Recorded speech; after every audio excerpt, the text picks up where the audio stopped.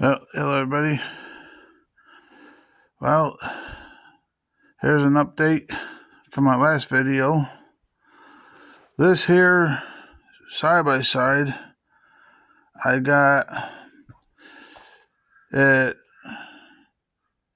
runs and drives great. And then I put that plow on to keep my driveway clean. It's a pretty good size driveway. But when I made my push going from here out and around the corner right there, right about there, all of a sudden now I have no reverse. And I fiddle with the shifting lever, which is right there on the dash. And all of a sudden, finally, after 3 to 4 different tries, I finally it went into reverse. After doing some research, it showed where I got pulled the seat, and then there's a lever right there I have to turn, but I have to take this I have to take that linkage off. It's right underneath right there. I gotta take that off, loosen those 2 nuts up. But anyway, I did everything I was told I had to do, and finally I was able to shift it with no problems, because I did it once and it was not right. So I brought it back in here and parked it, and it's been sitting here since, until I went back, redid everything I was told. But this time, after I put it in reverse by hand, I put the shifting lever in reverse afterwards, and then I tighten those nuts up so it's put more tension on to the cable. So I know it should hold it with no problem. That's my hope anyway. This tractor I got, and I was just blown away of what it can do. I enjoyed it quite a bit. It runs beautiful, and the part I don't like is those tires. I always heard bad things about them and everything else. Well, in my past videos, if you watch them with this tractor, you see that I plowed and no problem. No tire change. The tires gripped, no problem. Very, very, very amazing. But now, every now and then, it won't crank over or nothing. Well, I gotta lift the hood up to show you, but up front here is a battery, and I gotta mess with the cables. Come to find out, the cables that the battery clamps go to, they were soldered inside. Well, the solder didn't hold, so just to get through what I had to do, I just put vice grip on the terminal and to hold the wire there, and was able to start up. Well, the cable somehow got loose or lost connection, but this was towards the end of the season anyway. So I just pretty much cleaned up the terminal and everything, and got the wire back in a good area, and clamped it again, and I was able to start it up and finish off my season. But other than that, that's the only thing is wrong with this one. This tractor is a Ford 8N, and I was shocked that I was able to get it, to say the least. I didn't think it was even possible. I mean, the condition is fully restored. And at the last minute, before we moved, I talked to the owner of this, and we talked about other things first, and then I asked him about this, and I threw him a number, and I was shocked that he accepted. And then all of a sudden,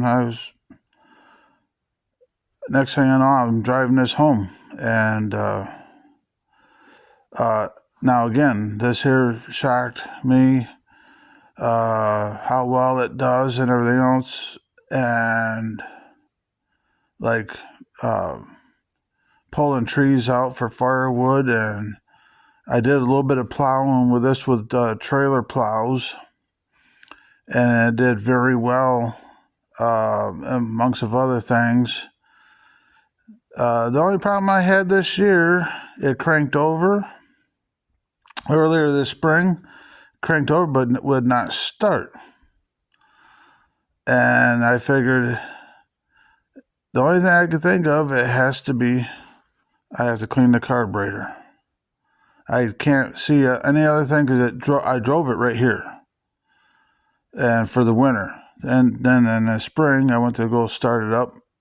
Nope, it will not start. So the only thing I got to deal with, I'm pretty sure, is the carb.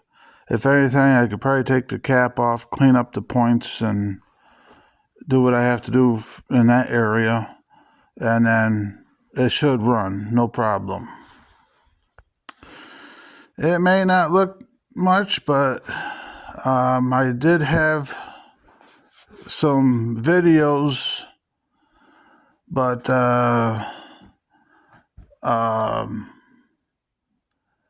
this ran like a beast. Got it really cheap, but it ran and shifted perfectly, and we did a lot with this. Got wood. We did everything with this, and I drove it when it was raining one time of the last day that ran, and I think moisture came, and there's a piece right up here is a spring with some cloth thing in the middle of the spring.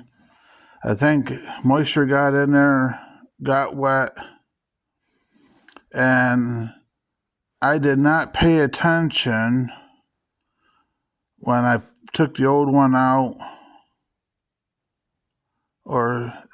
so now I gotta figure out, make sure before we even try anything, we get it back.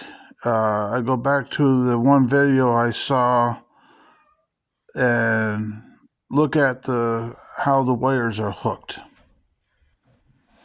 I want to upgrade to something different, but when we moved, the air filter was left behind, and that was supposed to be brought here, and the hood was supposed to get loaded when they brought this, because the hood was right beside it, and sadly, nothing was brought here. It was left behind. There's nothing I could do. because everything was scrapped out afterwards, so I talked to the person that bought the place and told him and asked what was going on, and bottom line, we lost it. So I'm gonna have to look for another tractor just for parts where the tin is good. I was told that this is homemade, which the way this is built, this is probably better than the one that came with the tractors. Because that is pretty solid, and I could probably hook some better weights with this setup. So I'm fine with that bumper. Now, I was mentioning if people can't have, even though to me these are small tractors, but to somebody that don't have room, and they like old tractors, think about an old lawnmower. This is an antique, and it runs perfect. To my knowledge, everything's original. The mowing deck is solid. As you can see, I got it at an auction.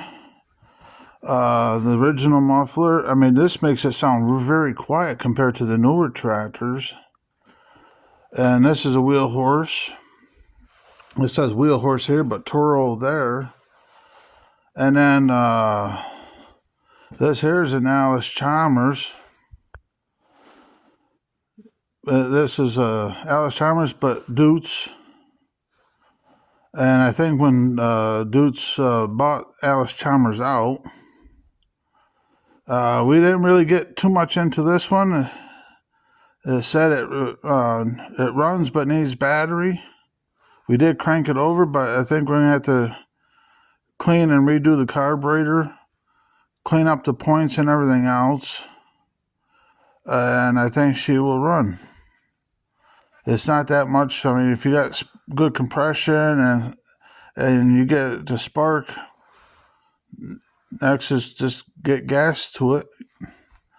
But all the same, it's a nice tractor. Now the mowing deck came with this, but it was pretty shot. It would not hold if we were to use it again. So it's not hard to get a plow for it, and I'm pretty sure if we keep an eye out, because this is the second Allis-Chalmers we got. It has, at least it has the same shifter and everything, so it's not that hard. But again, Allis-Chalmers. This is, like I said, our second one, and then the same with the wheel horse is the second one, and they both did not get brought here like I wanted, and then so we lost them as well. So anyway, these don't take up a lot of room for people who wants to do anything with antiques. Matter of fact, these could be even cheaper, between the old lawnmower tractors. They're not that too expensive for maintenance.